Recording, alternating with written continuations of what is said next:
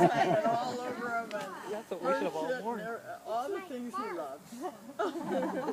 And that's why I'm wearing this. It's the only one I kept.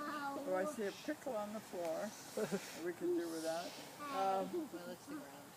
Anyway, I thought I knew Bob pretty well.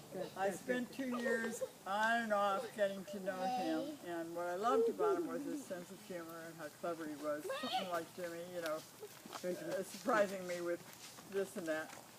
But he really was very patient with me. I had dated enough to know that not all is what it, you know, appears to be. And so I kind of grilled him, especially because my own parents, you know, were not a good match. Nice people, don't get me wrong, but Bob's parents, don't you think? They really were beautiful people. So that had a big influence on me. And you try to keep this short, but anyway, after kind of grilling him, he was very nice about it over a 2-year period. We decided that everything was fine. And then we were still living in Cleveland, and he either bought or got us a birthday gift or something, a Polaroid camera. Remember those? Very few of you know what they are. Yeah. Okay, you know, you take a picture right away, there it is, right? Yeah. I was pregnant with Josie, right. And I had just gotten out of the shower. And I opened up the door, completely nude, because neither Bob or I wore much of anything in the summertime. And flash! Oh boy! And I was so angry. At first I said, what is going on? I thought there was something, you know, like lightning, anything else. I never remembered. And he would never let me have it. He used to keep the copy. He showed it to me, he put it in his pocket, and I said, I'm going to get it. I'm going to get it. No, you're not. And that's a typical Bob. My life was full of surprises, some of them shocks, always funny. Took me a while to realize that it was funny. But that's all. Next. No, I want you to have found the photo. I want the story to end that you found the photo. I never got it. Like 2 weeks ago. You still have it. Well, you know, I'll tell just a short story. My family was very important to my dad. And he came up to me, I think it was, I don't know, it must have been 25 or 30. And he said, you know, if you and Lori don't want to have kids, this is my first wife, it's okay, because it's not that great.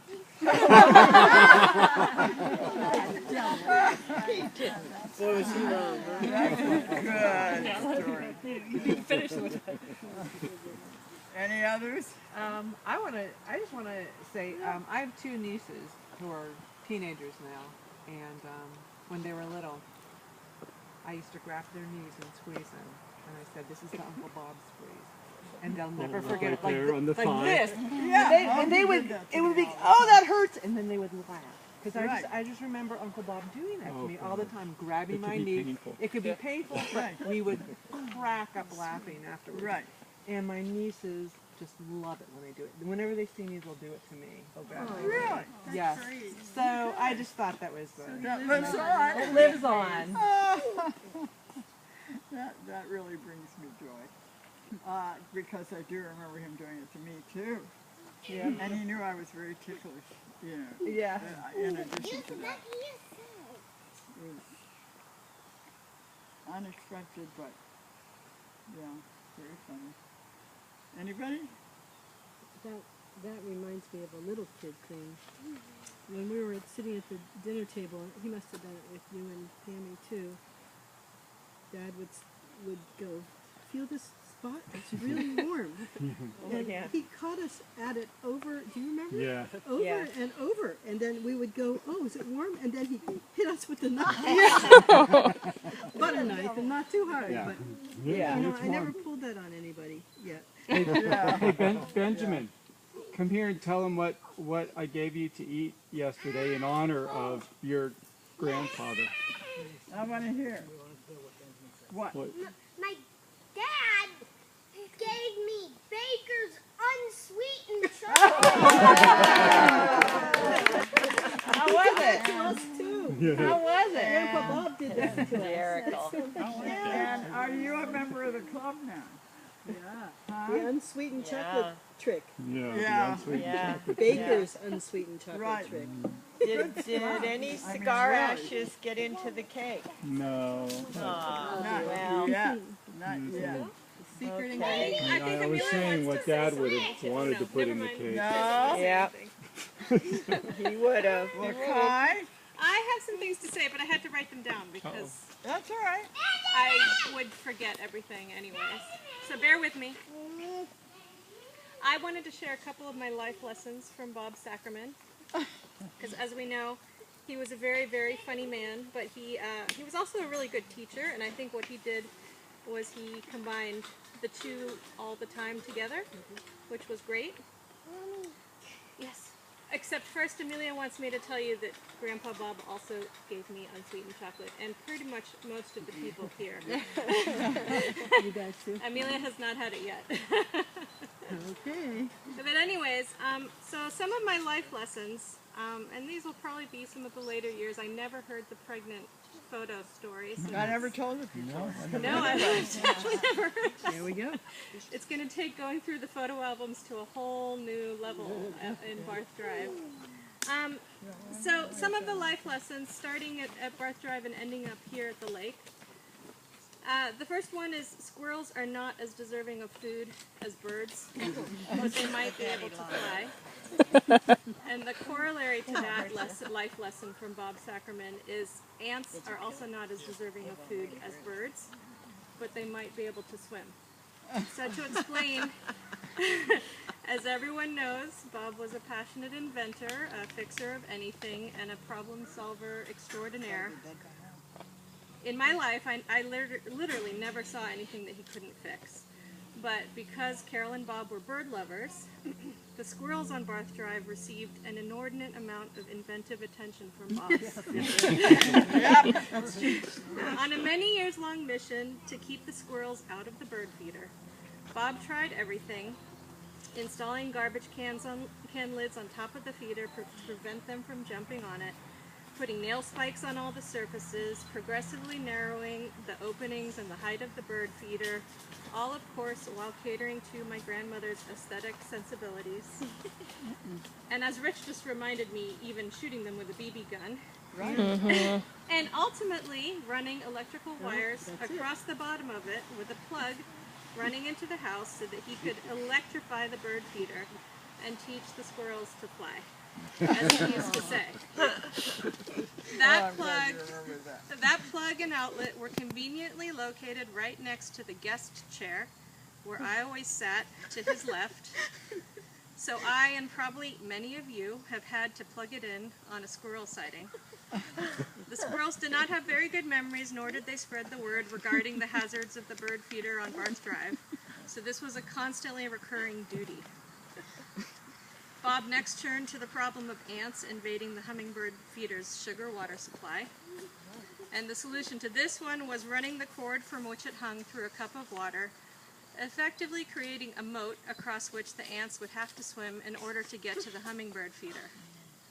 Well, he didn't train the ants to swim, but he did train the ants to stay away from the feeder, because months after not refilling the water, when it would have been easy for them to just cross the dry cup, they never returned.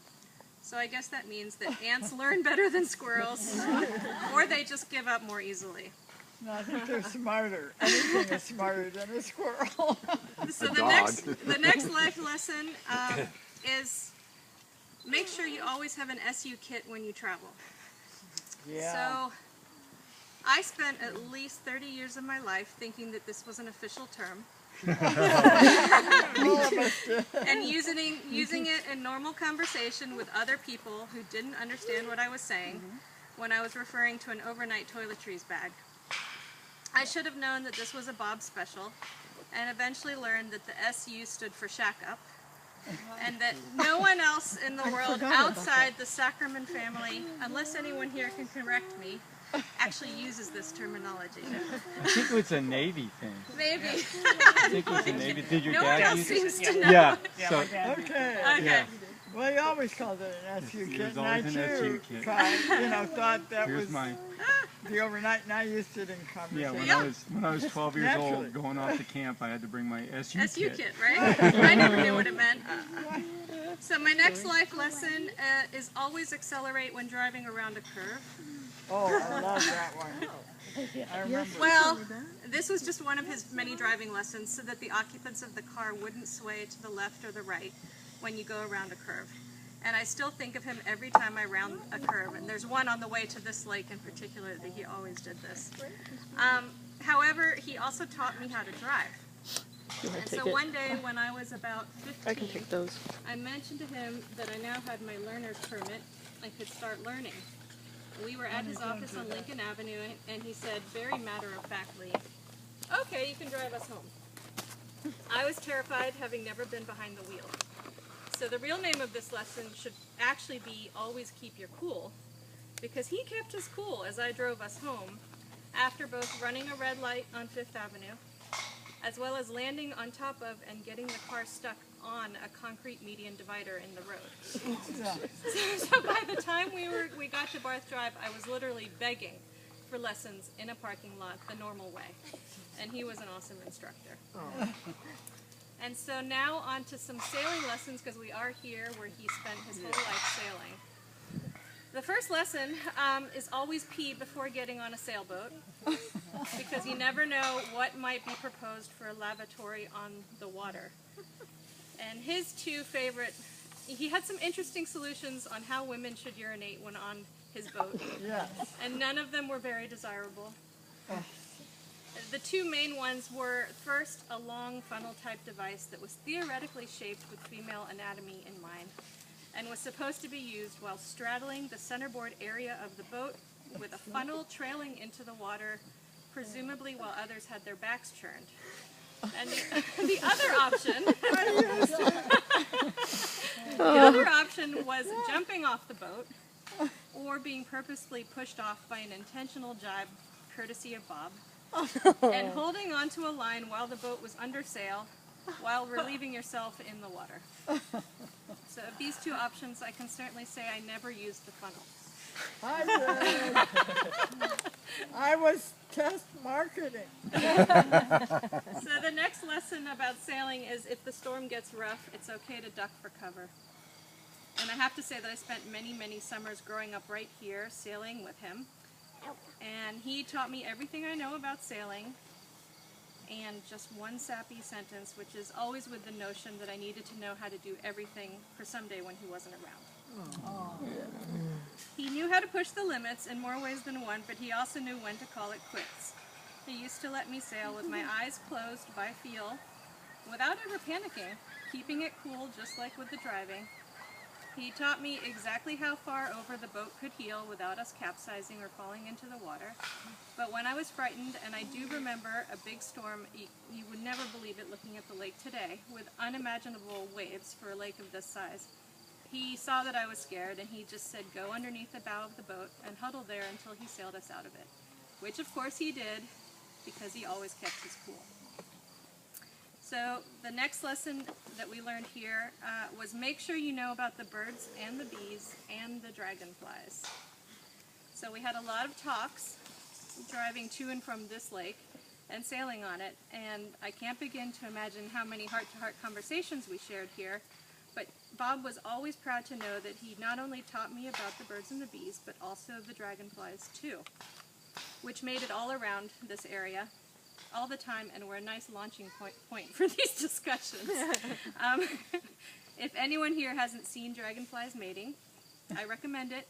They have certainly one-upped humans because they form a heart with their tails while they mate.